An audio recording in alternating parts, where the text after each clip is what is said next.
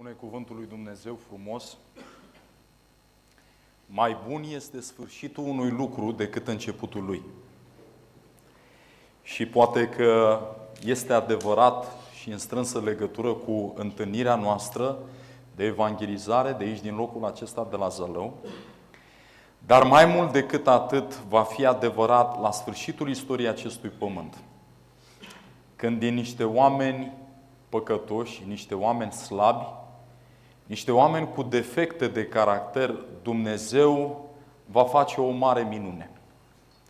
Și prin această generație de oameni, o generație slăbită după atât de mulți ani de păcat și de durere, Dumnezeu va avea copii ce vor petrece veșnicia alături de El. Dați-mi voie să vă spun și în această ocazie, bună seara, mă bucur foarte mult că pot fi din nou cu dumneavoastră, chiar dacă este pentru ultima dată în ocazia aceasta de evangelizare cu titluri Adevăruri pentru vremuri tulburi. Fie ca șederea noastră în locul acesta să fie o mare binecuvântare pentru fiecare dintre noi. Și la sfârșitul acestor clipe petrecute împreună să putem spune cu toți că a fost bine să stăm la picioarele Domnului Hristos și să ascultăm din cuvântul Său. Amin? Mă bucur foarte mult să vă revăd pe toți aceia dintre dumneavoastră care v-ați făcut un obicei să fiți alături de noi. Înainte de a deschide cuvântul lui Dumnezeu în această seară pentru ultima dată în această ocazie, am să vă rog în mod respectuos mai întâi de toate ce să facem? Să închidem telefoanele mobile. Vă rog din nou, din toată inima, dacă aveți un telefon mobil în posesie, puneți-l pe modul avion silențios sau, dacă este chiar strict necesar, puneți-l pe modul vibrații, în așa fel încât să nu deranjeze pe cineva din jur. Mai mult decât atât, am să vă rog să cereți de la Dumnezeu înțelepciune de sus pentru mine și pentru dumneavoastră, pentru că aceste cuvinte sfinte la care vom medita să ajungă în inima fiecăruia dintre noi. Să le înțelegem cu mintea noastră și mai mult decât atât să cerem putere de la Dumnezeu să le împlinim cu ajutorul Său în viața fiecăruia dintre noi. Amin? Aș vrea să vă invit în aceste clipe să ne ridicăm și să înălțăm o rugăciune.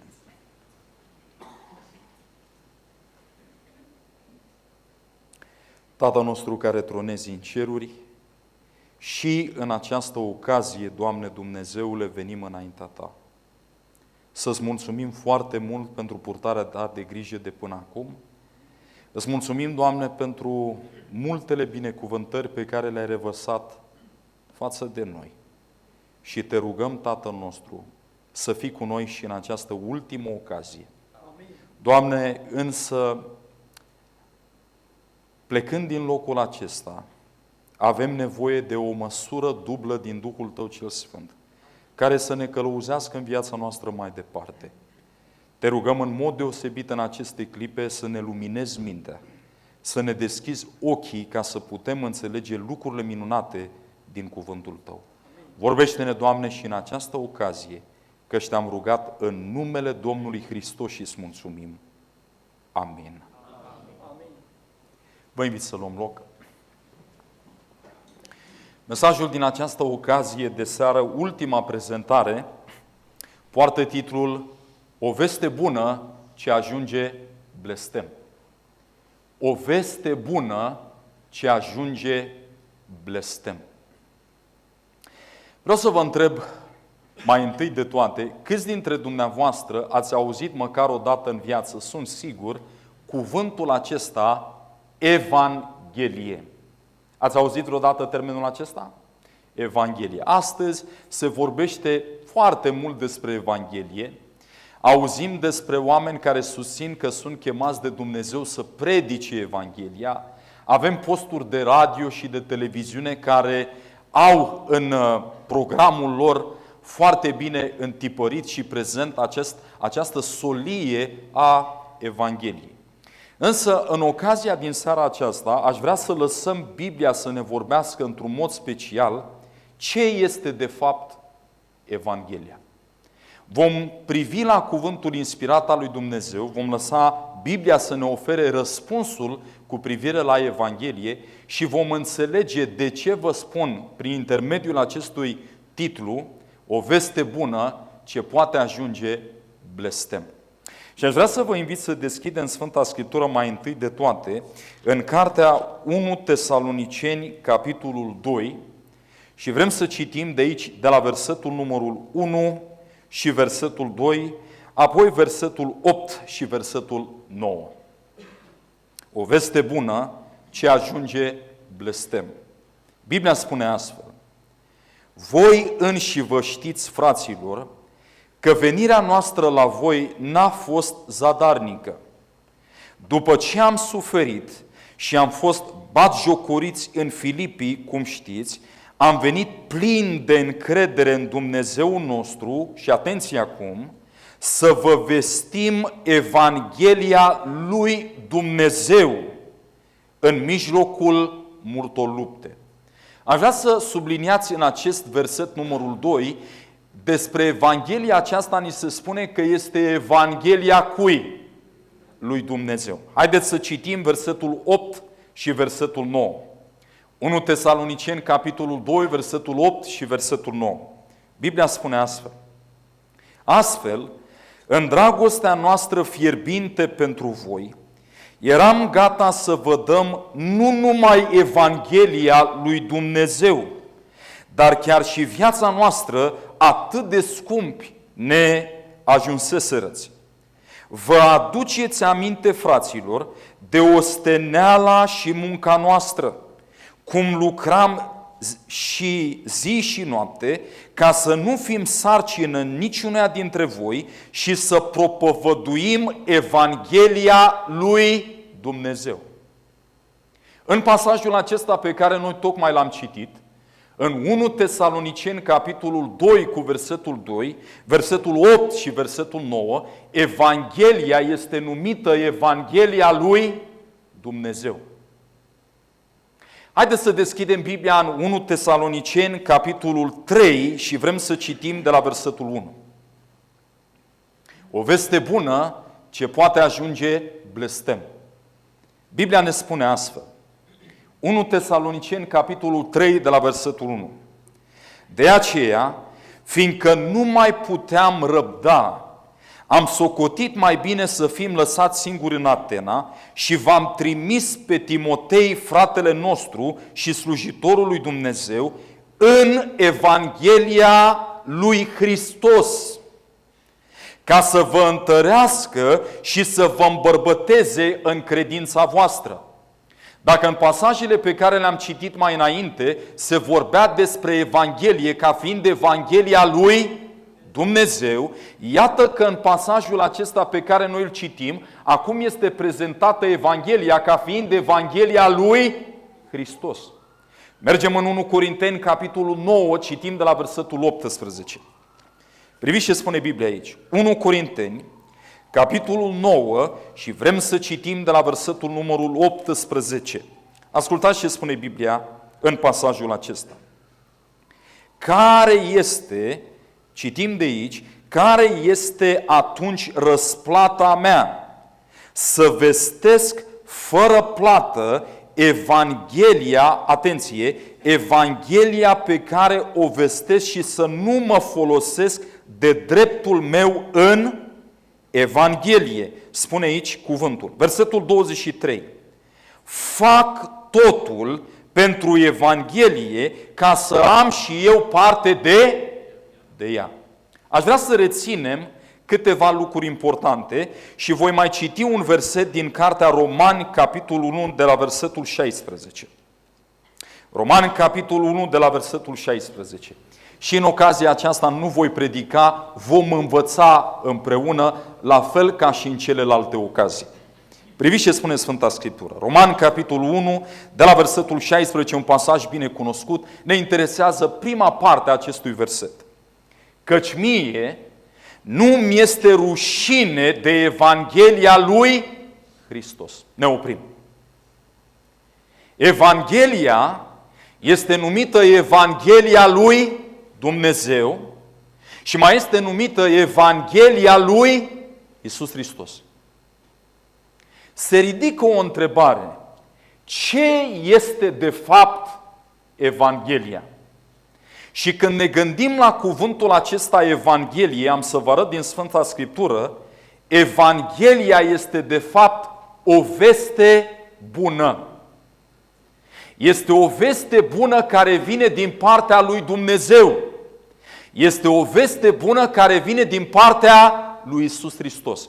Cum dovedim cu Scriptura că atunci când spunem cuvântul Evanghelie, noi spunem de fapt vestea bună? Haideți să mergem în Scriptură, în Romani, la capitolul 10, Romani, capitolul 10 și citim de la versetul numărul, haideți să citim de la versetul numărul 15. Am văzut că Evanghelia este numită Evanghelia lui Dumnezeu și este numită Evanghelia lui Iisus Hristos. Dar cuvântul Evanghelie înseamnă de fapt vestea bună. Citim din Roman, capitolul 10, de la versetul 15. Și cum vor propovădui dacă nu sunt trimiși? După cum este scris, cât de frumoase sunt picioarele celor ce vestesc pacea, ale celor ce vestesc Evanghelia.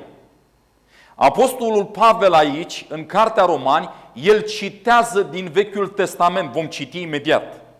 Dar pasajul spune cât de frumoase sunt picioarele celor ce vă vestesc pacea, ale celor ce vă vestesc, ce spune Biblia? Evanghelia. Acum, haideți să vedem de unde a citat Apostolul Pavel când a rostit aceste cuvinte.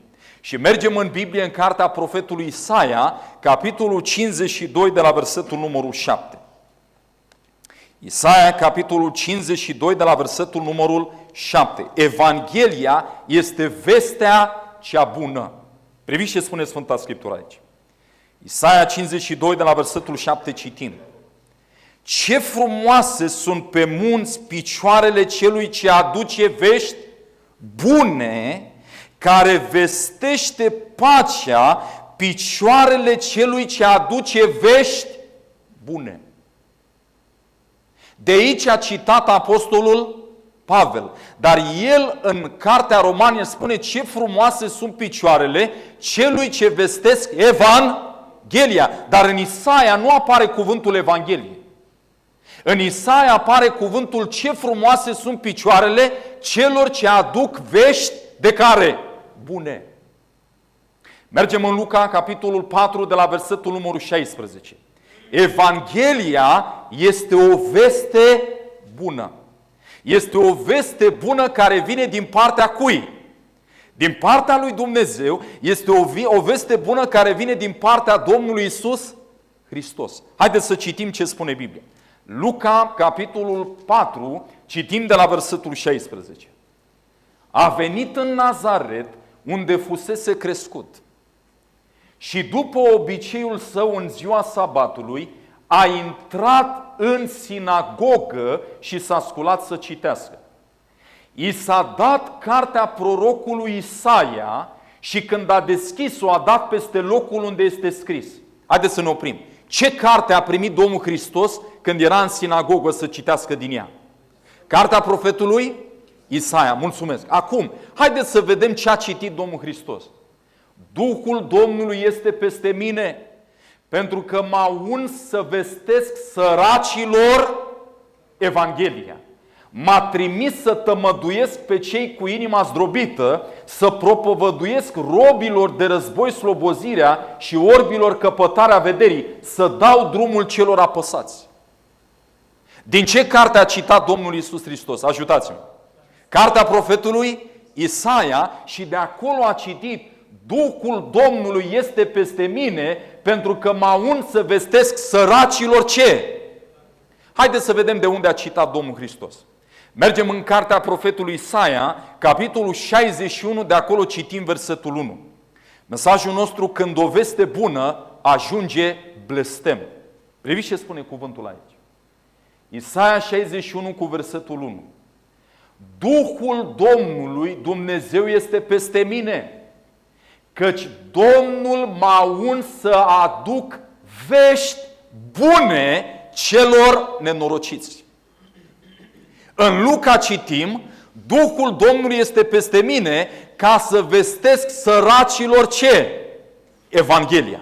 În Isaia scrie, Duhul Domnului Dumnezeu este peste mine, căci Domnul m-a uns să aduc vești bune. Deci atunci când spunem că noi suntem chemați să proclamăm Evanghelia, asta înseamnă că Dumnezeu mă trimite pe mine și pe dumneavoastră să aducem înaintea lumii întregi o veste bună.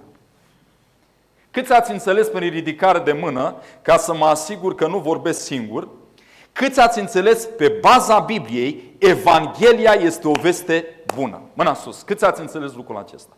Este o veste bună care vine din partea lui Dumnezeu. Și atunci se ridică întrebarea. Dacă această veste bună este bună, întrebarea este ce va aduce această veste bună în viața ta și în viața mea și care este vestea bună? Pentru că Evanghelia trebuie să fie predicată în întreaga lume. Această veste bună din partea lui Dumnezeu trebuie să ajungă până la marginile pământului. Mergem în Luca la capitolul 2. Evanghelia după Luca și am vrea să citim împreună de la versetul, haideți să citim de la versetul numărul 8. Luca 2 de la versetul numărul 8.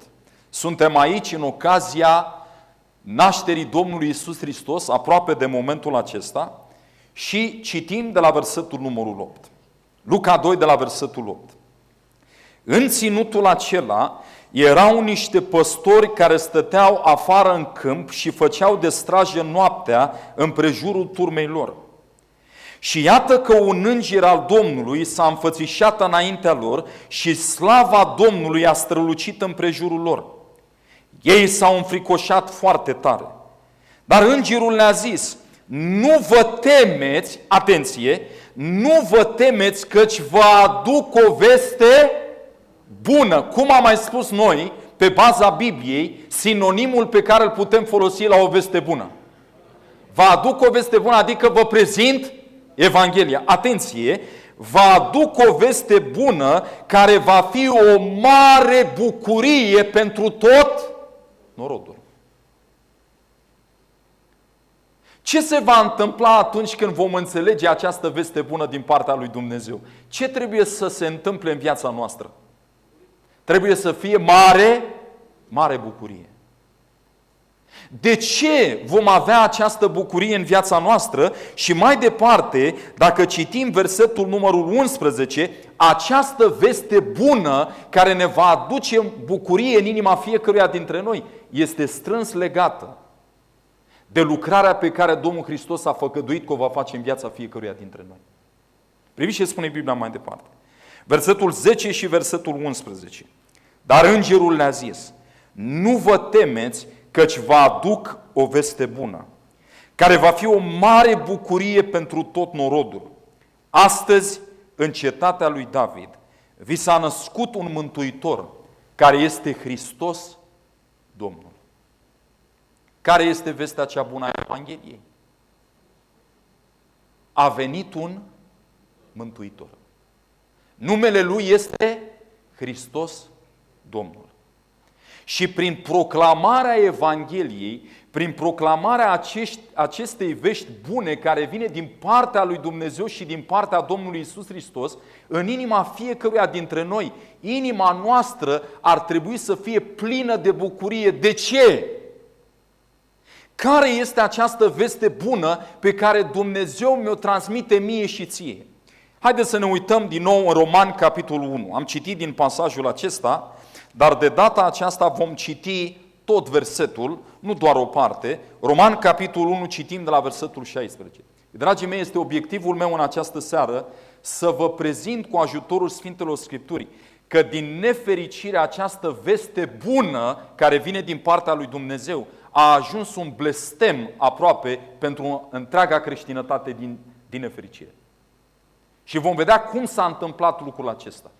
O veste bună din partea lui Dumnezeu care să ajungă un blestem în viața noastră dacă nu suntem atenți și nu înțelegem mesajul lui Dumnezeu din Scriptură. Priviți ce spune Biblia aici. Romani, capitolul 1, de la versetul 16. Căci mie nu-mi este rușine de Evanghelia lui Hristos sau de această veste bună, fiindcă ea, Evanghelia, este puterea lui Dumnezeu pentru mântuirea fiecăruia care crede. Întâi a iudeului, apoi a grecului. Deci, vestea cea bună Evangheliei este solia aceasta care ne spune că Dumnezeu are putere pentru a ne mântui. Aceasta este vestea cea bună. Dumnezeu, Hristos, are putere pentru mântuirea fiecărui om. Aceasta este vestea bună. Este vestea bună, puterea lui Dumnezeu care ne poate mântui pe toți aceia dintre noi care vom crede. Dar ce înseamnă cuvântul mântuire? Cuvântul mântuire înseamnă, de fapt, ajutați-mă, salvare, cum mai puteam spune? Eliberare, da? Salvare, eliberare. Haideți să citim. Dar mântuire din ce? Eliberare din ce? Eliberare din ce? Eliberare din păcat. Haideți să citim Matei, capitolul 1, de la versetul numărul 21. Când o veste bună ajunge un blestem. Priviți ce spune cuvântul lui Dumnezeu aici. Matei, capitolul 1, de la versetul numărul 21. Vestea bună este strâns legată de Domnul Hristos, care a venit ca un mântuitor. Dar ce să facă? Să ne mântuiască din ce? Versetul 21 spune așa din cartea Matei. 1:21. Ea va naște un fiu și vei pune numele Iisus, pentru că El va mântui pe poporul Lui, atenție, în păcatele sale. Așa spune cuvântul lui Dumnezeu. El va mântui pe poporul Său de păcatele sale. Evanghelia este numită Evanghelia lui Dumnezeu. Evanghelia este numită Evanghelia lui Hristos. Evanghelia este vestea cea bună din partea lui Dumnezeu. Când această veste bună din partea lui Dumnezeu este ascultată, înțeleasă de fiecare dintre noi, aceasta va aduce bucurie în inima noastră. De ce? Pentru că Dumnezeu ne spune, există putere din partea lui Dumnezeu care ne poate mântui din câte păcate? Din orice păcat. Aceasta este vestea cea bună. Dumnezeu ne dă putere. Dumnezeu are putere să ne mântuiască, să ne elibereze din orice păcat. Și pentru ca noi să putem birui orice păcat din viața noastră, puterea aceasta care ne oferă Dumnezeu pentru a birui se numește har. Harul lui Dumnezeu. Haideți să citim din cartea Tit, capitolul 2, versetul 11. Tit, capitolul 2, versetul 11. Să vedem ce primim din partea lui Dumnezeu pentru a putea fi mântuiți sau eliberați din păcat. Tit, capitolul 2, cu versetul 11. Priviți ce spune Scriptura aici. Căci harul lui Dumnezeu care aduce mântuire sau eliberare pentru toți oamenii a fost arătat. Ce ne poate ajuta să fim mântuiți, eliberați de păcat? Harul lui Dumnezeu. Citim din Efeseni, capitolul 2, cu versetul 8. Efeseni, capitolul 2, cu versetul 8. Priviți ce spune Biblia aici. Căci prin har ați fost mântuiți prin credință. Și aceasta nu vine de la voi, ci este darul lui Dumnezeu. Atunci când oamenii se gândesc la cuvântul har din partea lui Dumnezeu, că suntem mântuiți prin har, oamenii se gândesc că har înseamnă doar favoarea nemeritată doar un dar din partea lui Dumnezeu pe care noi nu-l merităm. Și este foarte adevărat. Dar în același timp, în Sfânta Scriptură, harul lui Dumnezeu este prezentat ca fiind ajutorul lui Dumnezeu oferit de cer atunci când noi suntem ispitiți. Pentru că singurul mod prin care noi putem să fim eliberați sau mântuiți din păcat, nu se poate produce această eliberare prin puterea niciunuia dintre noi. Este nevoie de o intervenție exterioară din afară. Este nevoie de însăși intervenția lui Dumnezeu în viața fiecăruia dintre noi. Atât de mare este problema păcatului și atât de puternic este păcatul, încât singura putere care ne poate ajuta să-l biruim este doar puterea lui Dumnezeu.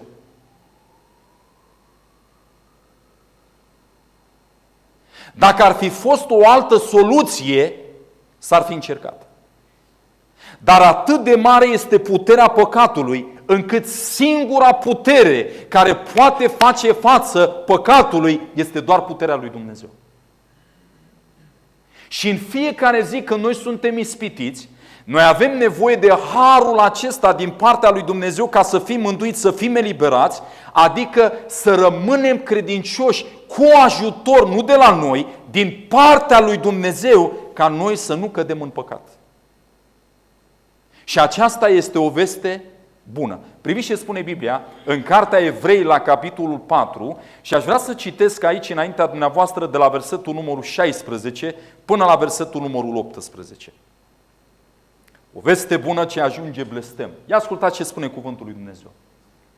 Să ne apropiem, dar cu deplină încredere de scaunul harului, ca să căpătăm îndurare și să găsim ce? Ce să găsim? Har. Atenție! Ce este acest har? Pentru ca să fim ajutați la vreme de... Deci, har înseamnă de fapt să fim ajutați, să primim ajutor din partea lui Dumnezeu la vreme de nevoie. Prin har ați fost mântuiți. Cu alte cuvinte, prin har ați fost eliberați de păcat, adică prin ajutor divin ați putut să fiți eliberat de păcat în viața voastră. Și acesta nu este meritul nostru. Este darul lui Dumnezeu. Dragii mei, vreau să vă spun cât se poate de respicat. Una dintre cele mai mari învățături ale celui rău este aceea care ne poate spune că păcatul poate să fie biruit prin puterea omenească. Este imposibil. Dar, la fel de periculoasă este învățătura care ne spune că păcatul nu poate fi biruit nici de cum. Pentru că atunci când tu spui lucrul acesta, ceea ce tu de fapt spui, tu negi cuvântul Evangheliei. Iar cuvântul Evangheliei, am spus, Evanghelia este de fapt Evanghelia lui Dumnezeu. Și mai este numită Evanghelia lui Hristos. Ce am spus că este de fapt Evanghelia? Este o veste bună din partea lui Dumnezeu, o veste care ne spune că Dumnezeu ne poate elibera din păcat, din orice păcat. Și pentru ca noi să putem fi eliberați din păcatul acesta, Dumnezeu ne spune: eu vă pun la dispoziție fiecăruia dintre voi puterea mea. Și puterea mea este suficient de mare și este la dispoziția fiecăruia dintre noi ca să putem birui puterea păcatului, iar în spatele păcatului este diavolul. Când tu spui că nu se poate birui păcatul nici chiar cu puterea lui Dumnezeu, ceea ce de fapt spui este că Satan are mai multă putere decât Dumnezeu. Iar Biblia nu ne învață așa ceva. Atenție! Eu nu am spus și niciodată nu voi spune: nu se poate birui păcatul prin puterea noastră, este o imposibilitate.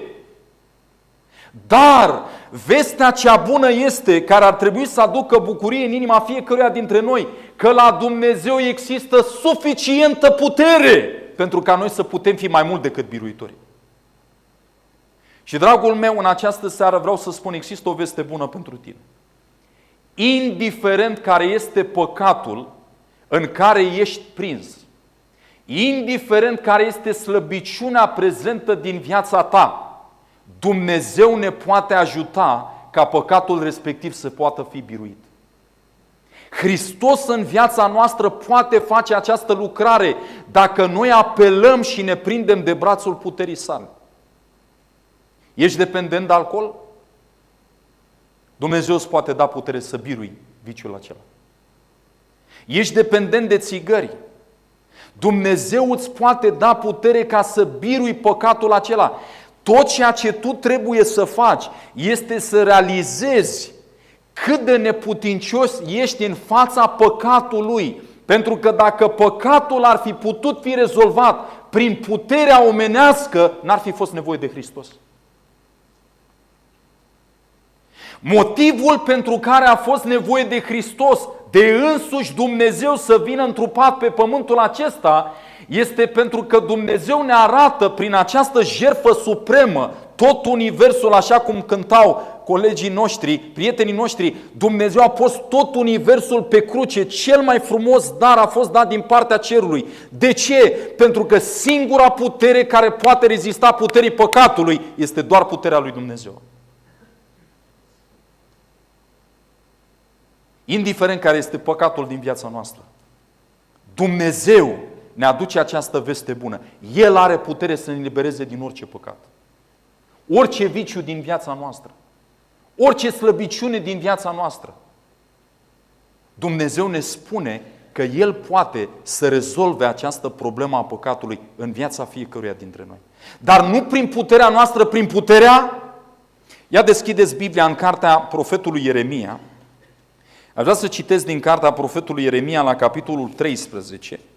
Vreau să dau citire aici unui pasaj. Fiți atenți ce spune Biblia în Ieremia 13 cu versetul 23. O veste bună ce ajunge blestem. Priviți ce spune Scriptura.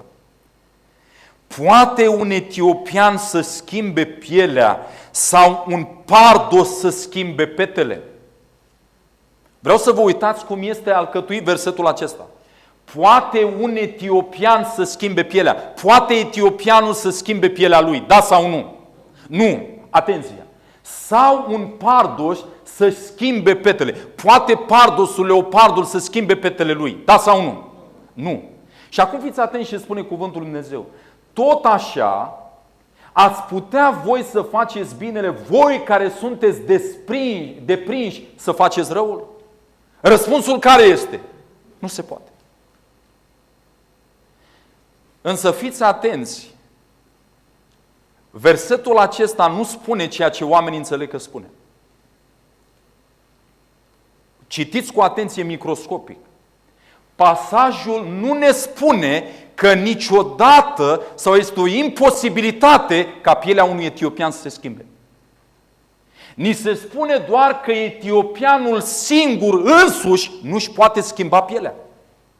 Dar, întrebare, cu putere de la Dumnezeu, când face Dumnezeu o minune, poate schimba pielea unui etiopian? Da sau nu? Da. Poate Dumnezeu să schimbe pielea unui leopard? Da sau nu? Da. Nu El. Cine? Dumnezeu. Și la fel cum este de adevărat lucrul acesta, cu exemplele pe care le-am citit, Dumnezeu ne spune, chiar dacă ești deprins să faci răul, am o veste bună pentru tine. Există suficientă putere la mine, putere divină, pentru ca tu să poți birui orice păcat din viața ta. Întrebarea este, credem noi această veste bună din partea lui Dumnezeu? Dați-mi voie să vă citesc niște versete din Scriptură care sunt puse cu semnul întrebării. Le vom citi și apoi ne vom întreba, sunt o realitate aceste promisiuni din partea lui Dumnezeu? Haideți să citim. Ia deschidem Biblia în cartea Iuda la versetul 24. Iuda, versetul 24. Priviți ce spune cuvântul lui Dumnezeu aici. Iar aceluia, face referire la Dumnezeu, care poate să vă păzească de orice cădere și să vă facă să vă înfățișați fără prihană și plin de bucurie înaintea slavei sale. Atenție! Cine ne poate păzi de orice cădere? Noi? Cine? Dumnezeu. De câte căderi spune Biblia? Orice cădere. Și astăzi mai nou, oamenii care citesc Biblia spun că orice nu înseamnă orice. Dați-mi voie să vă citesc un alt verset din Biblie. Mergem în 1 Corinteni, capitolul 10, citim de la versetul 13. Acestea sunt promisiuni din partea lui Dumnezeu. De la câte căderi ne poate feri Dumnezeu? Orice cădere. Crezi lucrul acesta? Fiți atenți ce spune Scriptura. Nu v-a ajuns nicio ispită care să nu fi fost potrivită cu puterea omenească. Și Dumnezeu, care este credincios, nu va îngădui să fiți ispitiți peste puterile voastre. Atenție! Ci împreună cu ispita a pregătit și mijlocul să ieșiți din ea ca să o puteți răbda sau să o puteți birui. Vreau să vă întreb, este ispita păcat? Nu. Biblia ne spune că Domnul Hristos a fost ispitit ca și noi, dar fără păcat. Ispita nu-i păcat.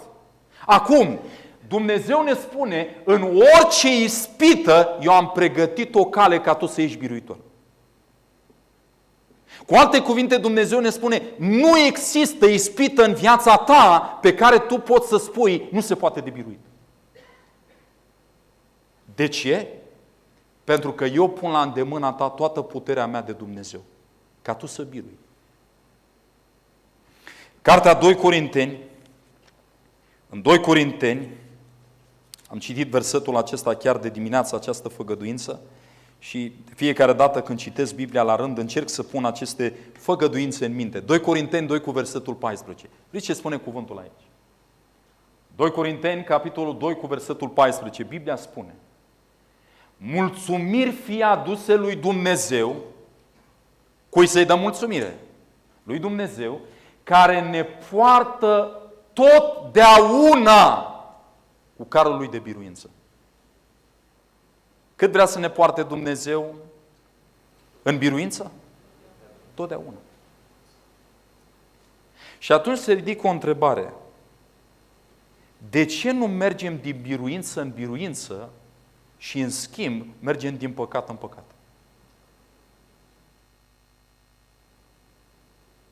Undeva este un scurt circuit. Dumnezeu ne-a dat o veste bună care ne spune că El are toată puterea ce ne poate ajuta să fim mai mult decât biruitori. Mergem în 1 Tesaloniceni, capitolul 5, și aș vrea să citesc de la versetul numărul 23. Cunoașteți bine cunoscutul verset care spune: pot totul în cine? În Iisus Hristos care mă întărește. Fiți atenți ce spune Biblia aici. 1 Tesaloniceni 5 cu versetul 23 și vom citi și versetul 24. Dumnezeul păcii să vă sfințească El însuși pe deplin. Și Duhul vostru, și sufletul vostru, și trupul vostru să fie păzite întregi, fără prihană, la venirea Domnului nostru Iisus Hristos. Și acum ascultați ce spune versetul 24. Cel ce v-a chemat este credincios și va face lucrul acesta. Cine va face lucrarea aceasta în viața noastră? Dumnezeu. Dragii mei, primul lucru pe care noi trebuie să-l înțelegem în această seară: Evanghelia este puterea lui Dumnezeu pentru mântuirea celui care crede. Celui care crede pe cine?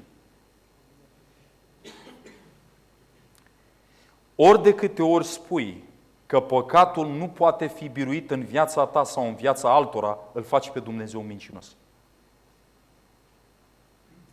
Pentru că nu-L crezi pe Dumnezeu. Tot timpul îl contrazici pe Dumnezeu. Și dacă țin minte foarte bine, era un om în Sfânta Scriptură pe nume Iov. Și a venit diavolul înaintea lui Dumnezeu și a zis, întreabă Dumnezeu, de unde vii, Satanul? Vin de la cutreierarea pământului și de la plimbarea pe care am făcut-o pe pământul acesta. Și atunci Dumnezeu îi spune, ai văzut pe robul meu Iov? Nu este nimeni ca el pe pământ. Este un om curat la suflet, neprihănit și așa mai departe. Și atunci Satana spune așa, fiți atenți. Da, păi el poate să rămână credincios câtă vreme mâna ta este îndreptată peste el. Aici unde este, e bine. Ia-ți mâna și dă-i voie să se ducă vreo 6 luni în Marea Britanie, să lucreze acolo, departe de familie, departe de soție, departe de frații de la biserică. Să vedem, o să mai fie acolo credincios. Cu alte cuvinte, Satan a pus la îndoială faptul că un om poate să trăiască în ascultare de Dumnezeu oricând și oriunde. Asta a zis Satan. Pârâșul fraților noștri care spune înaintea lui Dumnezeu nu se poate de trăit în ascultare. Iar toți aceia care repetă aceleași gânduri și cuvinte sau predici a lui Satan sunt de fapt niște acuzatori la adresa lui Dumnezeu. Nu fac decât să repete ceea ce a zis Satan. Nu se poate. Și e adevărat, nu se poate niciodată prin puterea noastră. Este o imposibilitate. Dar vestea bună este că avem putere de la cine? De la Dumnezeu. Evanghelia lui Dumnezeu. Evanghelia lui Iisus Hristos. Și acesta a fost scopul planului de mântuire, dragii mei. Scopul planului de mântuire nu a fost numai acela ca Hristos să vină să plătească plata pentru păcatul nostru. Scopul planului de mântuire a fost acela ca Hristos, venind în umanitatea noastră, Hristos a venit să ne arate cum se poate trăi o viață de biruință printr-o legătură puternică în relație cu Tatăl, prin puterea pe care o primea de la Tatăl în fiecare zi. Hristos a venit să facă lucrul acesta. Dar dacă noi nu credem în această veste bună, noi nu credem în făgăduințe minunate din cuvântul lui Dumnezeu, dragii mei, puterea lui Dumnezeu nu poate să fie manifestată în viața noastră. Acolo unde există necredință, puterea lui Dumnezeu este fără efect. Priviți ce spune Biblia în cartea Matei. Și aș vrea să citesc de aici din Evanghelia după Matei, la capitolul, haideți să citim la capitolul numărul 13 și vrem să citim versetul numărul, haideți să citim versetul 58. 13 de la versetul 58. Matei, capitolul 13 de la versetul 58. De ce Dumnezeu nu poate să-și manifeste puterea sa în viața noastră? Ascultați! Și n-a făcut multe minuni în locul acela din pricina necredințelor. Vreau să vă întreb, avea Hristos putere la îndemână să facă minuni și în locul acela, da sau nu? Da. De ce n-a putut face minuni? N-au crezut în el. Are Dumnezeu putere ce ne poate elibera pe toți din orice păcat din viața noastră, da sau nu? Da. Întrebarea este, tu crezi? Venim noi cu o atitudine smerită înaintea lui Dumnezeu atunci când ne rugăm, conștientizând că noi înșine nu putem să facem nimic, ci Dumnezeu este singurul care poate lucra în viața noastră. Povesteam sâmbătă aceasta unui grup mai restrâns despre o experiență a unui prieten de-al meu. Am fost în Germania, un bun prieten de-al meu îmi povestea cum s-a lăsat de fumat. Și îmi spunea, frate Andrei, fii atent ce se întâmpla. Mă apucam de fumat și am fumat și la un moment dat mi-am dat seama că mă distrug. Eram atât de neplăcut și pentru familie. Vă dați seama și organismul are de suferit. Atmosfera, nu mai spun ce se întâmplă în gura ta și așa mai departe. Și mi-am dat seama că îmi fac rău mie. Însă Ca un bărbat puternic am pus pieptul în față și am zis, de astăzi înainte nu mai fumez. Știți cât a mers? Am reușit să mă las de țigări o perioadă foarte scurtă de timp. Și când le-am luat cu mai multă putere. Și din nou m-am căznit și am zis, mă las de ele. Și din nou m-am întors la ele. Într-o seară, m-am dus înaintea lui Dumnezeu în rugăciune și am zis, Doamne, Evanghelia este puterea Ta pentru eliberarea omului din păcat, din orice viciu. Doamne, eu nu pot să ies singur din lucrul acesta. Prima dată trebuie să conștientizezi că acel lucru care este prezent în viața ta și în care tu lupți, nu este după voia lui Dumnezeu, nu-l mai scuza. Spune-i lui Dumnezeu pe nume, Doamne, asta este problema mea. Următorul lucru pe care trebuie să-l faci este să recunoști că ai nevoie de putere divină. Și plângând am spus, Doamne, eu nu mă pot elibera din viciul acesta. Te rog, Doamne, dă-mi Tu scârbă de la Tine pentru viciul acesta. Ajută-mă să urăsc țigările. A început să plângă, s-a rugat și s-a pus să odihnească. Dimineața când s-a trezit, spune, frate, parcă cineva mi-a luat cu mâna. Parcă cineva mi-a luat cu mâna din viața mea, mi-a luat pofta aceasta de țigări. N-aveam nicio dorință. Ba mai mult, când îmi venea fum de țigară în nări, îmi venea să vărs. Dragii mei, vorbește un om înaintea dumneavoastră care a venit din lume cu pachetul lumii. Înjuram și încă cum. Mă băteam și încă cum. Și am făcut multe lucruri rele, dar vreau să vă spun, dacă acel Dumnezeu care m-a ajutat să lepăd anumite păcate din viața mea, prin puterea Lui, nu prin puterea mea, să vorbesc frumos. Să nu mai folosesc tot felul de expresii din acestea bipăite, cenzurate. Nu.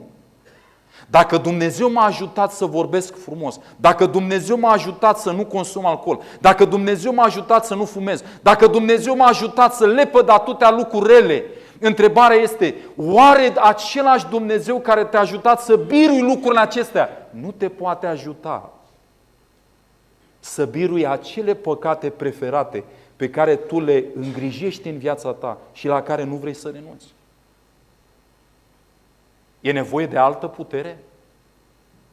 E nevoie de un alt Dumnezeu în viața noastră care să ne ajute să le biruim și pe acestea? Dragii mei, nu avem credință.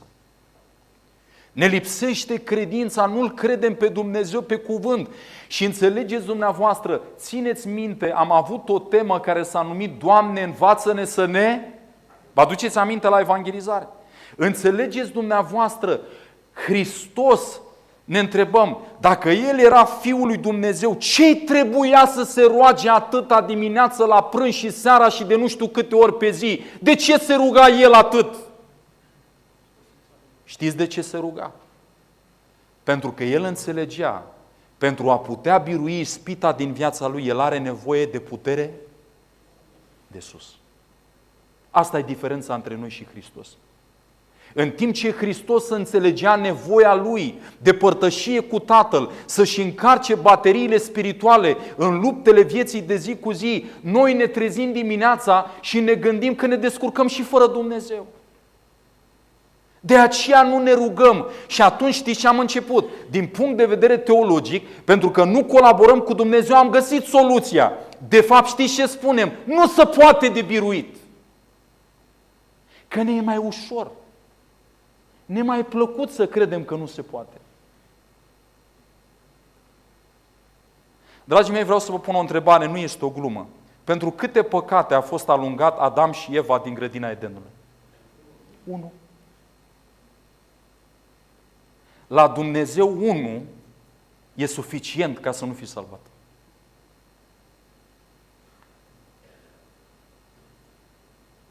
Auzim foarte mult astăzi despre vestea bună. Vestea bună. Uitați-vă dumneavoastră acum. Vestea bună este că Dumnezeu are putere și Dumnezeu prin harul Său, prin harul lui Iisus Hristos, Dumnezeu ne poate da eliberare din orice păcat din viața noastră. Asta este vestea cea bună. Acum vă pun o întrebare dumneavoastră. mai avem nevoie de Evanghelie dacă nu este păcat.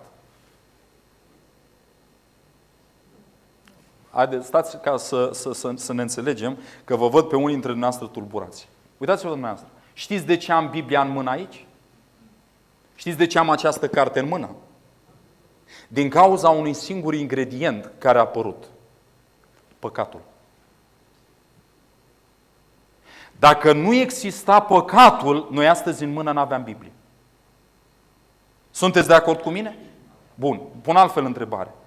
Dacă n-ar fi fost păcatul, ar fi fost nevoie de un salvator, da sau nu? Nu. Dacă n-ar fi fost păcatul, neascultarea de Dumnezeu, ar fi fost nevoie de botez astăzi? Știți ce este botezul? Botezul este o declarație a faptului că îi spui: Doamne, de astăzi înainte vreau să-ți aparțin ție. Viața mea nu vreau să mai fie trăită cum a fost trăită. Vreau să trăiesc pentru tine. N-am avea nevoie de botez. Dacă n-ar fi fost păcatul, mai era nevoie să facem astăzi evangelizare? Nu. Dacă n-ar fi fost păcatul, mai era nevoie de slujirea Domnului Hristos ca mare preot, mijlocitor în sanctuarul ceresc? Da sau nu? Nu. Motivul pentru care Dumnezeu ne dă putere și ne dă har, ajutor la vreme de nevoie, este pentru că noi călcăm și păcătuim și ne ascultăm, călcăm legea lui Dumnezeu. Nu avem nevoie de har, de ajutor de la Dumnezeu decât într-un singur moment, când noi păcătuim. Atunci de unde învățătura care ne spune că dacă suntem sub har, putem trăi în ascultare? Vedeți, când vorbim despre mesajul Evangheliei, dragii mei, Evanghelia nu numai că trebuie predicată, Evanghelia trebuie să fie ascultată, trăită. Vestea aceasta bună care ne spune că Dumnezeu ne poate mântui din păcat nu este un lucru care noi trebuie să-l vorbim așa ca un clișeu, ca o poezie, ci trebuie să devină o realitate în viața celui care vorbește și în viața celor care aud. Nu este suficient să cred în Evanghelie. Cred că Iisus are putere să mă elibereze, dar eu trăiesc la fel. În cartea 1 Petru, la capitolul 4, priviți ce spune cuvântul lui Dumnezeu aici. 1 Petru, la capitolul 4, ascultați ce spune cuvântul lui Dumnezeu. 1 Petru, capitolul 4, și aș vrea să citim de aici, dinaintea dumneavoastră, de la versetul numărul, haideți să citim versetul numărul 17. Vestea cea bună ajunge blestem. Priviți ce spune Scriptura. Că suntem în clipa când judecata stă să înceapă de la casa lui Dumnezeu. Și dacă începe cu noi, atenție, care va fi sfârșitul celor ce nu ascultă de Evanghelia lui Dumnezeu? Fiți foarte atenți. Când Biblia spune că nu ascultă de Evanghelia lui Dumnezeu, nu se are referire la organul ăsta, noi auzim Evanghelia aici în ureche. Când Biblia vorbește că nu ascultă de Evanghelia lui Dumnezeu, adică Evanghelia nu este prezentă practic în viața lor de zi cu zi. Nu e suficient să auzi Evanghelia. Evanghelia trebuie să fie cum? Ascultată. Cartea 2 Tesaloniceni, în capitolul 1. Din nou, priviți ce spune cuvântul lui Dumnezeu aici. 2 Tesaloniceni, capitolul 1, și vrem să citim de la versetul numărul 6. Ascultați ce spune Scriptura. 2 Tesaloniceni, capitolul 1, de la versetul 6. Fiindcă Dumnezeu găsește că este drept să dea întristare celor ce vă întristează și să vă dea odihnă atât vouă care sunteți întristați, cât și nouă la descoperirea Domnului Iisus din cer cu îngerii puterii Lui. Într-o flacără de foc, ca să pedepsească pe cei ce nu cunosc pe Dumnezeu și pe cei ce nu ascultă de Evanghelia Domnului Iisus Hristos. Cine vor fi pedepsiți? Cei ce nu ascultă. Nu spune cei ce n-au auzit, cei ce nu ascultă, aceștia vor fi pedepsiți. Dragii mei, Evanghelia este vestea cea bună din partea lui Dumnezeu. Dar Dumnezeu nu vorbește doar ca să se aibă în vânt. Dumnezeu dorește ca această veste bună să devină o realitate în viața fiecăruia dintre noi. Acum vreau să spun ce se întâmplă în lumea creștină. În urmă cu vreo 10 ani, cred, am fost invitat undeva în Elveția să țin o serie de prezentări și să ajut într-un program de evangelizare, pentru că vorbesc și limba engleză. Și a trebuit să zbor cu avionul din Budapesta, trebuia să ajung până în Geneva, în Elveția, și am plecat de aici din țară cu un autocar până la Budapesta și de acolo, de la Budapesta, am zburat cu o companie aeriană, am zburat până în Geneva. Era dimineață foarte devreme. Și în acea dimineață, ajungând în aeroport, era pentru prima dată pentru mine în aeroportul din Budapesta, mi-am scos telefonul mobil, am încercat să-l pun undeva acolo într-o priză, l-am încărcat și cum stăteam, ce să faci dimineața în aeroport, la ora 4:30, 5 dimineața, stăteam și mă uitam de jur împrejur. Și în timp ce stăteam, nu sunt curios din fire ca să ascult conversațiile din jurul meu, însă mi-am dat seama că persoane ce se aflau în apropiata mea vecinătate erau români. Nu numai că erau români, că mi-am recunoscut limba, dar aveau un limbaj foarte special, un limbaj spiritual. Un limbaj spiritual. Și în timp ce ascultam, vorbeau despre Biblie, despre Cuvântul lui Dumnezeu, vom merge la evangelizare. Grupul acesta călătorea în Statele Unite ale Americii.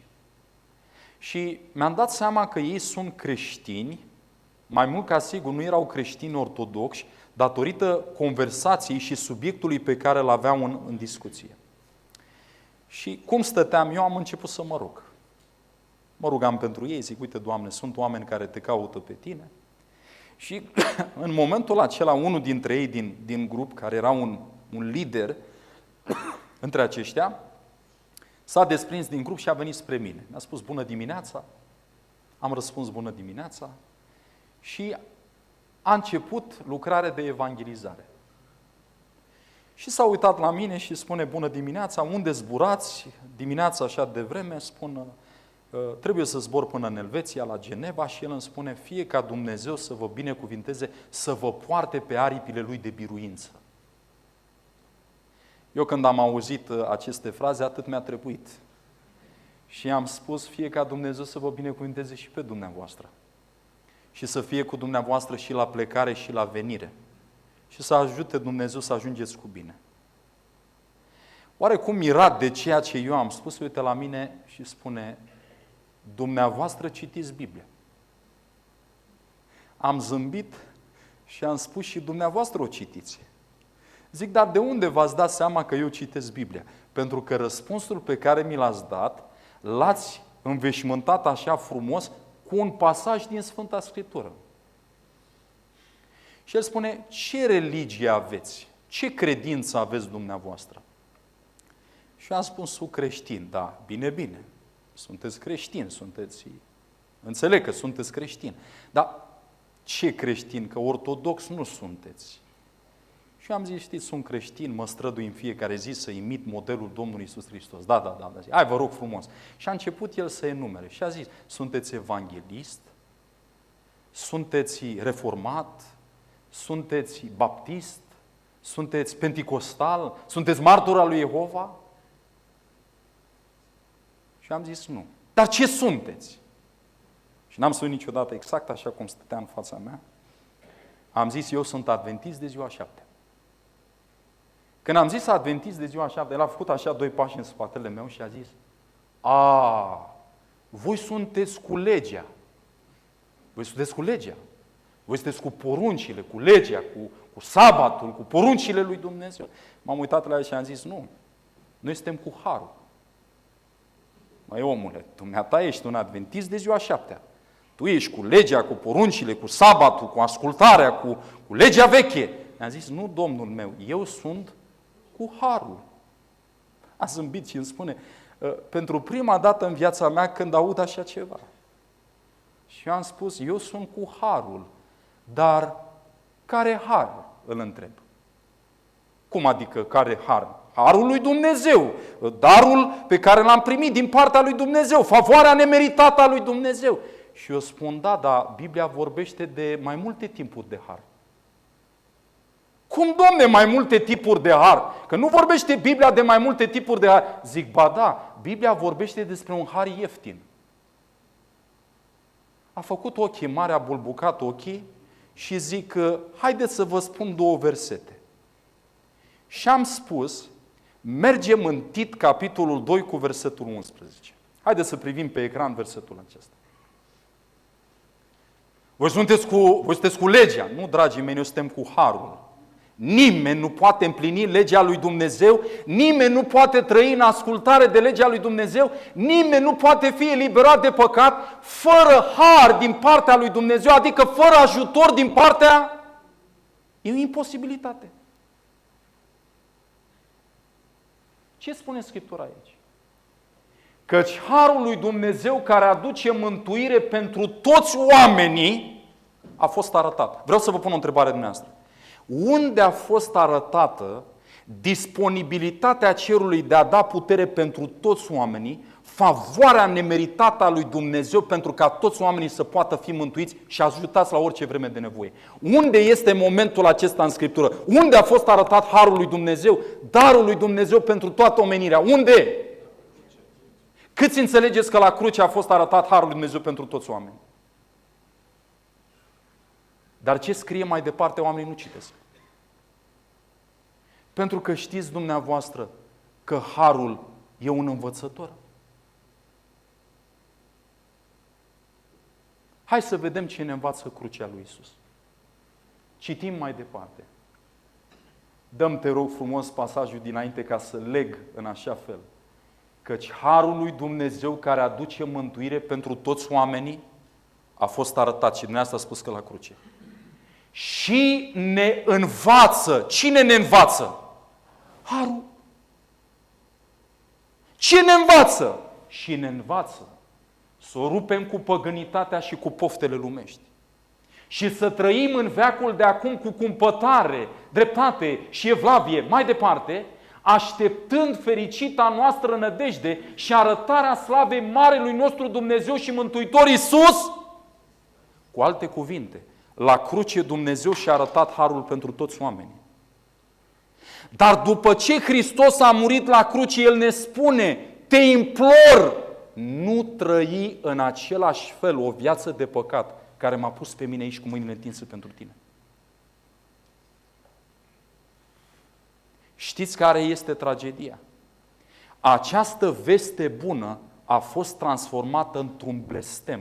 Pentru că oamenii au luat crucea Domnului Iisus Hristos, oamenii au luat jertfa Domnului Iisus Hristos, oamenii au luat evenimentul de la cruce al morții Domnului Hristos pentru mântuirea omului și au făcut din ea acum o umbrelă sub care se poate păcătui mai departe.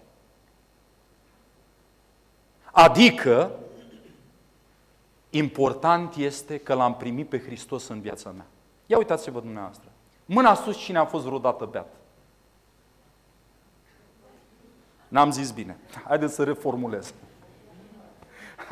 Nu e plăcut să ridicăm mâna dacă a fost cineva beat. Dar eu cred că dumneavoastră știți ce se întâmplă atunci când un om este beat. Așa este? Acum uitați-vă dumneavoastră. Imaginați-vă că mergeți cu mașina și în timp ce mergeți vedeți scena aceasta. Un om beat este oprit de poliție. Bun. Acum, el se află sub influența alcoolului.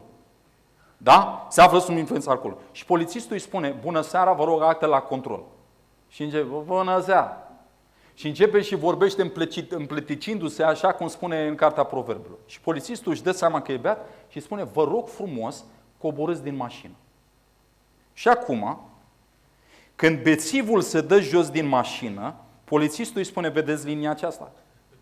Încercați să mergeți drept. Și el începe. Înțelegeți despre ce vreau să vorbesc? Vreau să vă pun o întrebare. Poate să vadă polițistul alcoolul din viața acelui om, da sau nu? Da, n-ați răspuns bine. Poate polițistul să vadă alcoolul, alcoolemia din sânge al acelui om cu ochiul liber? Poate să vadă polițistul lucrul acesta? Da sau nu? Nu! Dar ce poate să vadă polițistul foarte clar? Ajutați-mă! Ce poate să vadă? Efectul. Care este efectul, dragii mei? Înțelegeți? Acum, când Hristos este prezent în viața noastră cu harul Său, ce arată dacă harul lui Dumnezeu, puterea lui Dumnezeu, prezența lui Dumnezeu este cu adevărat în viața ta? Ce? Viața ta. Și viața aceasta este o viață de ascultare.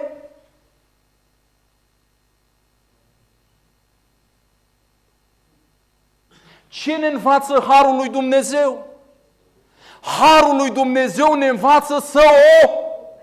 Și când am dat versetul acestui prieten al meu, a pus mâna în cap și a zis, stai puțin. Zic, stați un pic că n-a venit ciocanul ăla greu.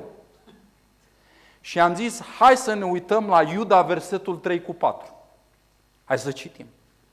Iuda, versetul 3 cu versetul 4. Dragii mei, adventiștii de ziua 7 nu sunt cu legea, sunt cu harul. Dar care har? Care har? Dacă vă spune un adventist de ziua 7, un pocăit, că noi suntem mântuiți prin ascultare de legea lui Dumnezeu, e fals. De ce? Pentru că singurul mod prin care putem să fim mântuiți, eliberați de păcat, care este călcarea legii lui Dumnezeu, este numai prin harul lui Dumnezeu. Atât!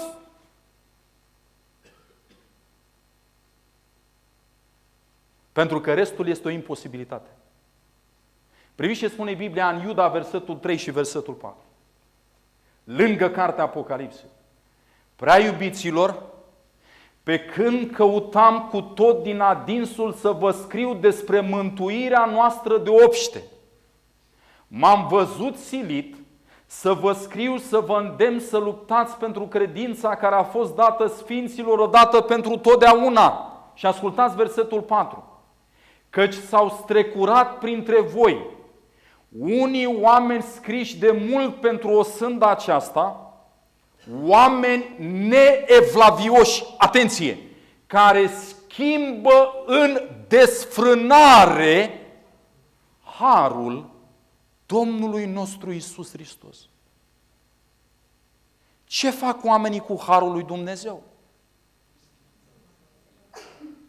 Frate, sunt sub har. Harul lui Dumnezeu e în viața mea, în inima mea. Da? Înțelegeți? La mine vorbirea nu s-a schimbat. Înjur cum înjuram, numai că de data aceasta îl am pe Iisus în inimă. Beau cum am mai băut. Fur cum am mai furat. Trăiesc în neascultare și mai departe. Dar eu sunt sub har. Care har? Știți care e har? Ăsta e ieftin.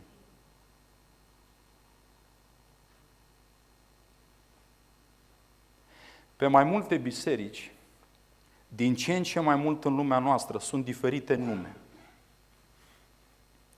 Și în mai multe zone din țară am auzit despre biserici care au tot felul de nume. Unul dintre numele care sunt folosite des în biserici este cuvântul acesta, harul.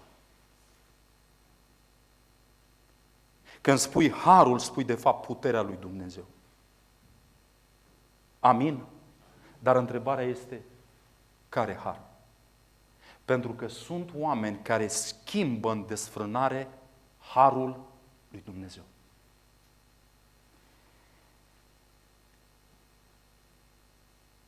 Când este vorba de discuția aceasta între harul lui Dumnezeu și legea lui Dumnezeu, cele mai multe argumente împotriva legii lui Dumnezeu, împotriva ascultării de principiile lui Dumnezeu, sunt luate din epistolele Apostolului Pavel.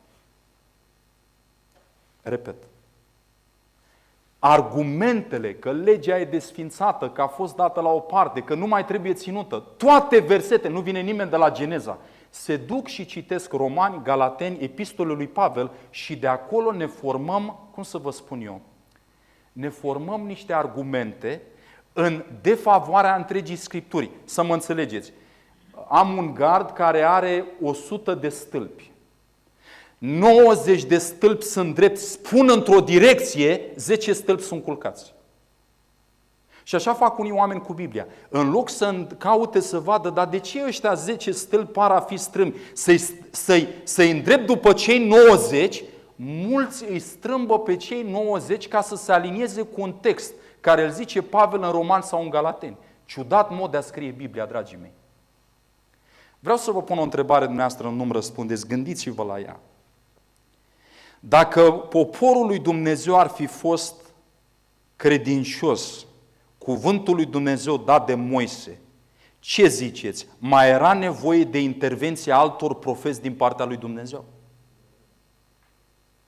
Știți de ce Dumnezeu a ridicat alți profeți? Nu pentru a veni cu o lumină nouă, ci pentru a le aduce aminte poporului Dumnezeu. Voi călcați ce lumină va da Dumnezeu. De ce a fost nevoie de scrierile lui Pavel? Nu erau suficiente scrierile Vechiului Testament? Ba da, am citit noi. Dar de ce au fost date? Ca să contrazică tot ce au zis ceilalți? Nu, dragii mei. Dar de ce e o problemă cu scrierile lui Pavel? Și le folosim. Și acum ascultați ce spune Petru sub influența Duhului Sfânt că fac unii cu scrierile lui Pavel. Haideți să citim. Mergem în 2 Petru, capitolul 3, de la versetul numărul 15. 2 Petru, capitolul 3, de la versetul numărul 15. Și vreau să citim microscopic până la sfârșitul acestui capitol. Vom încheia imediat. Dragii mei, o veste bună ce este luată în batjocură din nefericire. Vestea bună este că Dumnezeu ne-a dat har, putere de sus, ce ne poate ajuta să biruim orice păcat. Din nefericire, lumea creștină a făcut din jertfa Domnului Hristos o umbrelă sub care să poate păcătui mai departe. Și noi spunem cu buzele că Hristos este în viața noastră. Dar asemenea acelui om bețiv despre care vă vorbeam, în viața voastră nu se vede o schimbare, o transformare în vorbire, în fapte, în tot ceea ce noi facem.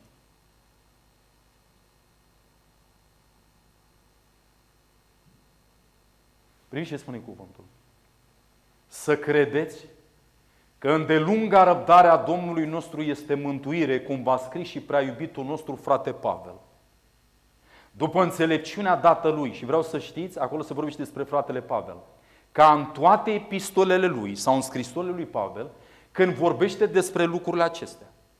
Atenție, priviți cu atenție aici. În ele, adică în epistolele lui Pavel, sunt unele lucruri greu de înțeles. Spuneți-mi că nu este așa. Că în scrierile lui Pavel sunt unele lucruri cum? Greu de înțeles. Însă, pe care cei neștiutori și nestatornici le răstălmăcesc ca și pe celelalte scripturi spre pierzarea.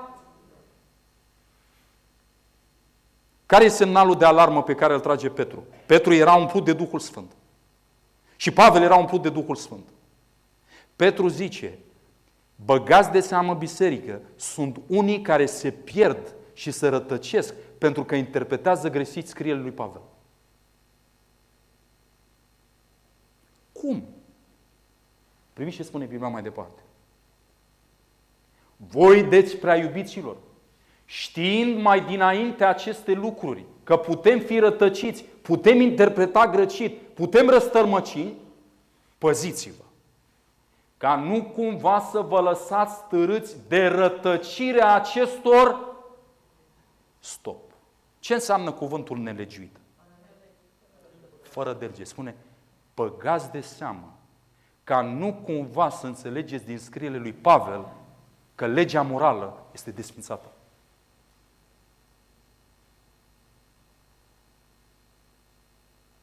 Uitați-vă ce spune aici. Să vă lăsați târâți de rătăcirea acestor nelegiuiți și să vă pierdeți tăria. Priviți ce spune cuvântul mai departe. Ci creșteți în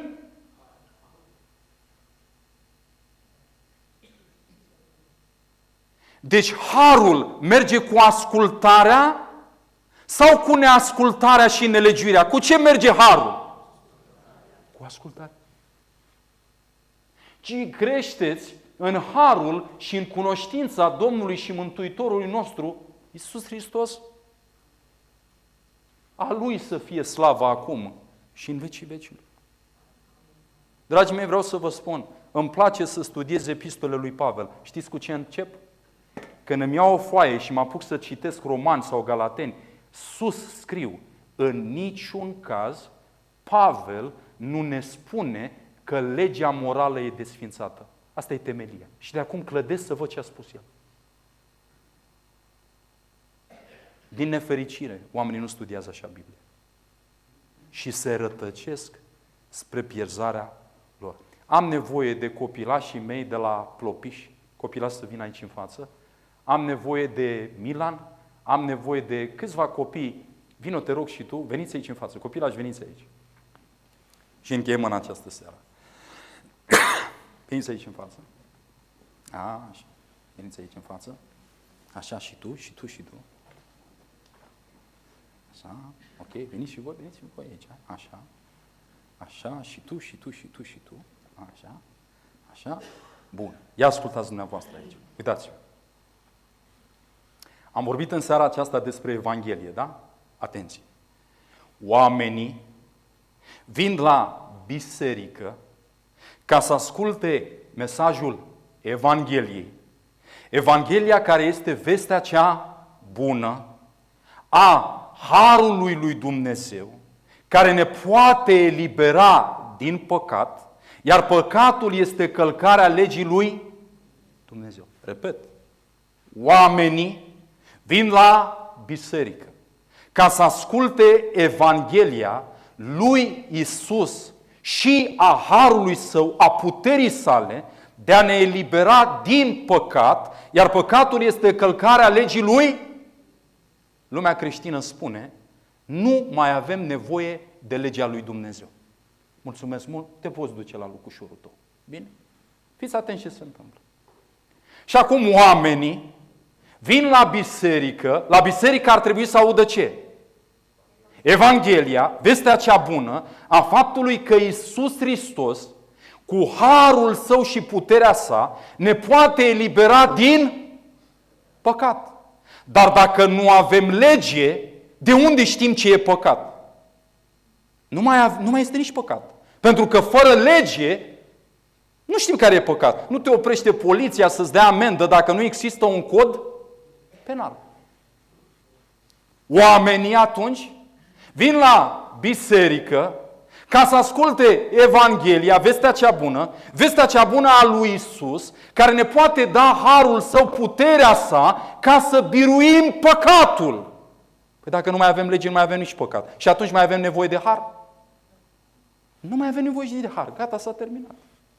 Pentru ce? Harul este necesar numai dacă suntem în păcat. Pentru că păcatul nu poate fi biruit fără intervenția puterii lui Dumnezeu. Amin? Și atunci oamenii vin la biserică, ar trebui să asculte vestea cea bună a Evangheliei lui Iisus Hristos, care vine cu harul său. Dar dacă nu mai e nevoie de har, de ajutor, ce ziceți? Mai avem nevoie și de Domnul Iisus? Pentru ce Hristos?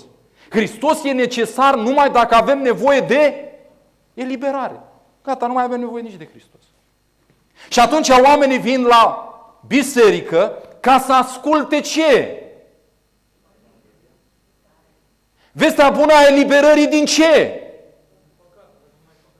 Și atunci nu mai avem nevoie nici de Evanghelie.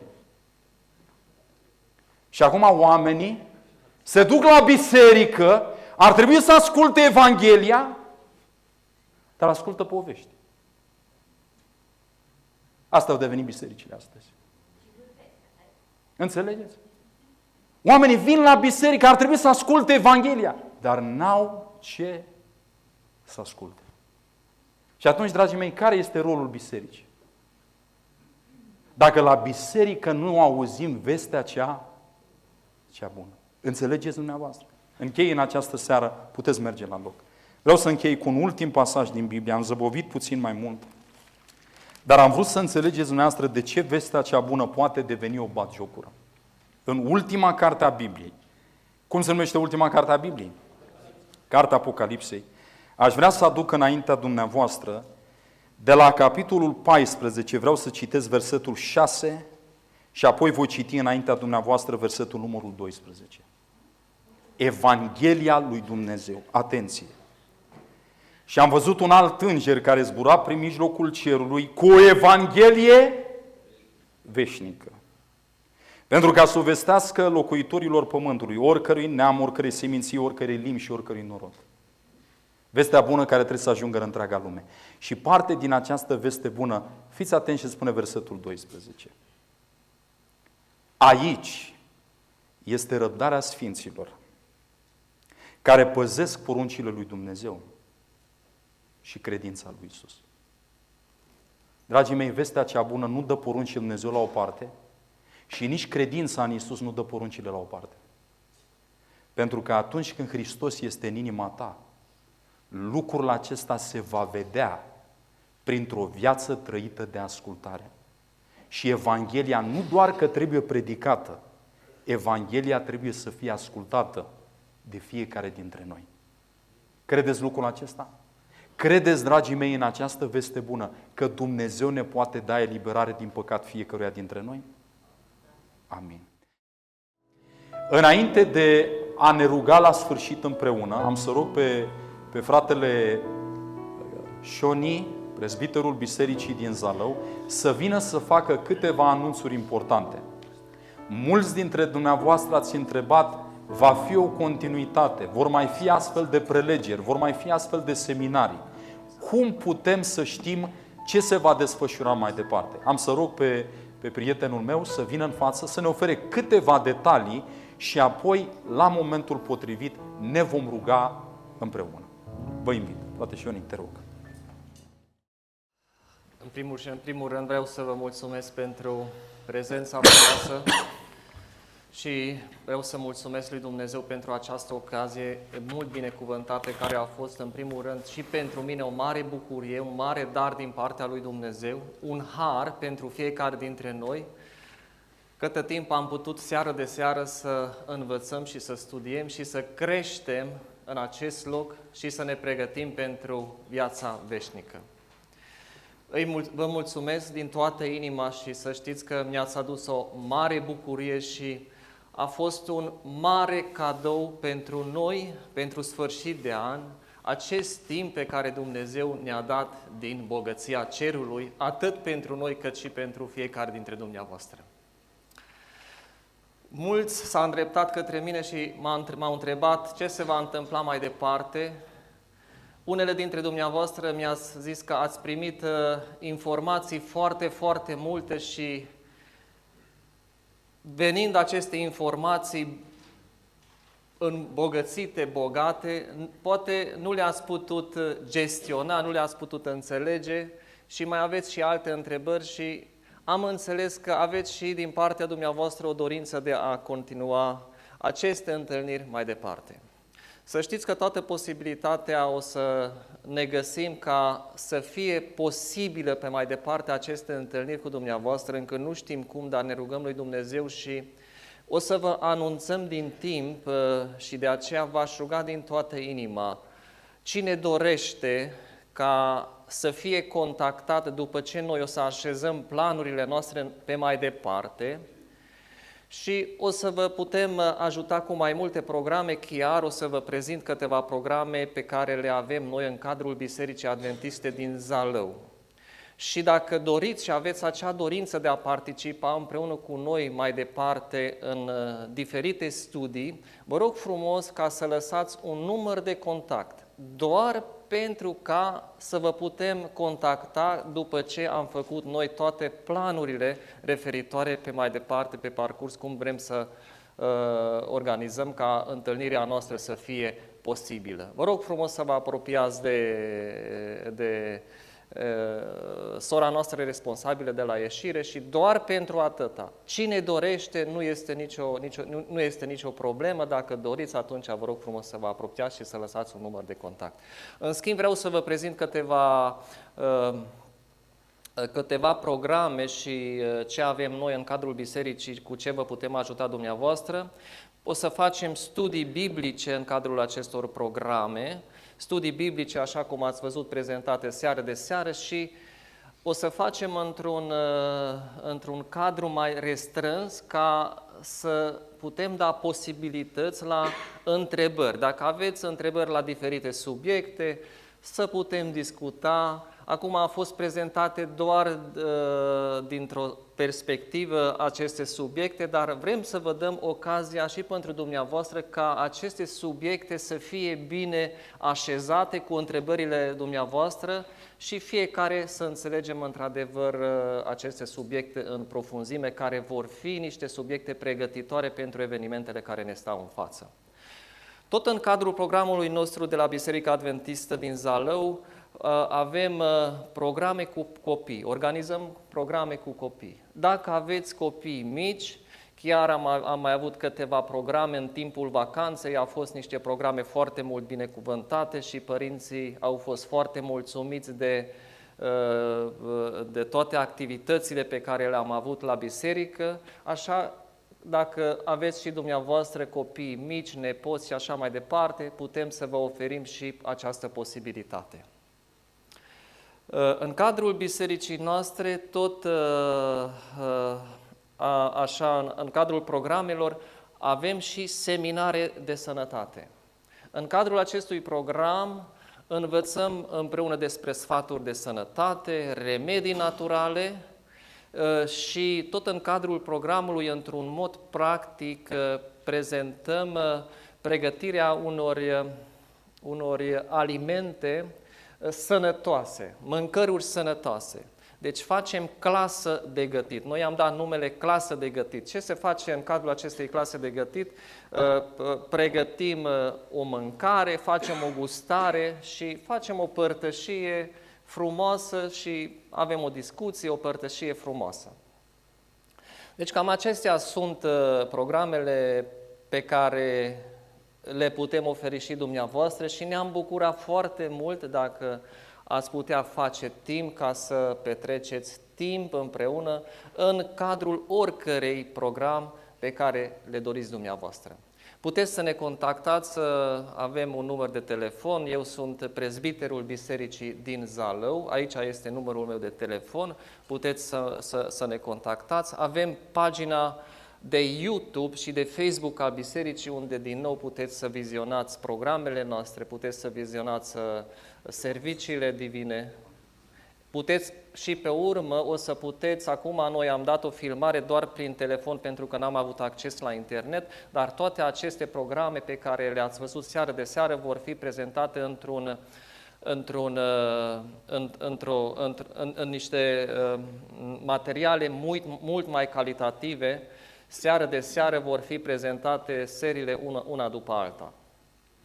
Deci puteți să căutați pagina noastră de Facebook și de YouTube, acolo o să aveți informații, inclusiv și numerele de telefon. Dacă aveți personal o întrebare și vreți să contactați pe colegul meu, evanghelist Andrei Orășanu, și îi mulțumim Dumnezeu că a făcut posibil lui ca să fie între noi în acest timp, în orașul Zalău, puteți să-l contactați pe el, aici este numărul lui de telefon și are și el pagina de YouTube 3 Solii Îngerești, unde sunt anumite prezentări pe diferite subiecte. Merită vizionate și eu cred și doresc din toată inima că toate aceste activități, toate aceste informații pe care le primiți din partea noastră, prin Harul lui Dumnezeu, să vă folosească, să ne slujească pentru a slăvi prin purtarea noastră, prin trăirea noastră pe Dumnezeu și nu în ultimul rând, ca cu toții să avem parte de împărăția lui Dumnezeu. Eu vă doresc din toată inima acest lucru, vă rog frumos ca să primiți aceste mulțumiri din partea noastră ca un dar din partea lui Dumnezeu și încă o dată vreau să vă mulțumesc pentru fiecare seară ați fost alături de noi. Vreau să mulțumesc lui Dumnezeu că cercul meu de prietenie s-a îmbogățit și eu cred că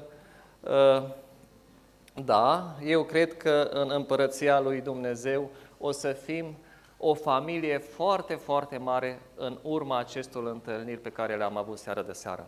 Vrem să vă prezentăm și programele bisericii noastre din Zalău. Avem serviciu divin vineri seara de la ora 18, sâmbătă dimineața se începe programul de la ora 9 până la 9:30, 9:40 ora de rugăciune, pe urmă avem de la 9:40, 11:40 școala de sabat, asta înseamnă studiu biblic într-un cerc mai restrâns și pe urmă de la ora 11 are loc serviciul divin.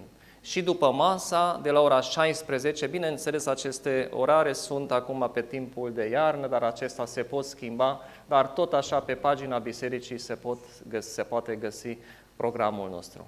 Vă așteptăm cu multă, multă dragoste și încă o dată vă mulțumim din toată inima, în primul rând lui Dumnezeu, care ne-a ajutat pe fiecare dintre noi, dar nu în ultimul rând, efortul dumneavoastră pe care l-ați depus. Și să știți, mi-aduc aminte de versetul din Evrei, capitolul 10, capitolul 6, versetul 10, unde spune Dumnezeu niciodată nu va rămâne dator, El va răsplăti osteneala și dragostea pe care noi am făcut pentru numele Său. Eu doresc în toată inima să avem parte toți de acea răsplată frumoasă. Amin. Din nou vă mulțumesc tuturor acelora care ați ales să fiți în locul acesta. Dragii mei, veți rămâne în rugăciunile mele și mai departe. Vă voi purta în rugăciune și sper ca Dumnezeu să vă călăuzească mai departe frumos în descoperirea adevărului Său, mai ales în aceste vremuri în care noi trăim.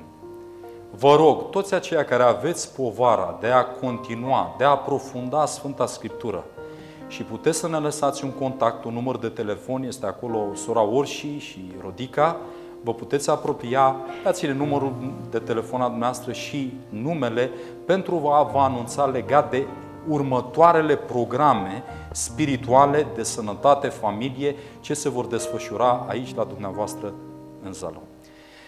Înainte de a auzi ultima cântare a prietenilor mei, aș vrea să vă invit să ne rugăm. Vom auzi o cântare și apoi cu binecuvântarea lui Dumnezeu ne vom despărți.